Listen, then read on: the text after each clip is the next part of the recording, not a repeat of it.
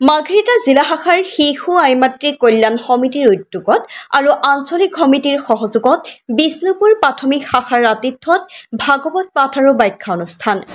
শ্ৰীমন্ত শংকৰদেৱ সংঘৰ মাৰ্ঘেৰিটা জিলা শাখাৰ শিশু আইমাতৃ কল্যাণ সমিতিৰ সভানেত্ৰী পুণ্যলতা ঠাকুৰীয়া আৰু সম্পাদিকা অশ্ৰুমণি গগৈৰ পৰিচালনাত অনুষ্ঠিত হোৱা ভাগৱত পাঠ আৰু ব্যাখ্যা অনুষ্ঠানত ব্যাখ্যাকাৰ হিচাপে উপস্থিত থাকে মন্দিৰা ভৰালী বৰাই।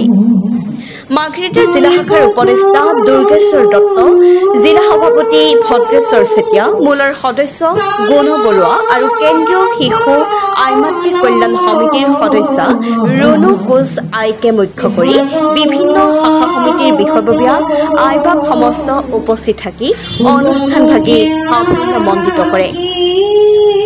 তপন কুমাৰ ৰায়ৰ ৰিপৰ্ট, অসম কণ্ঠ।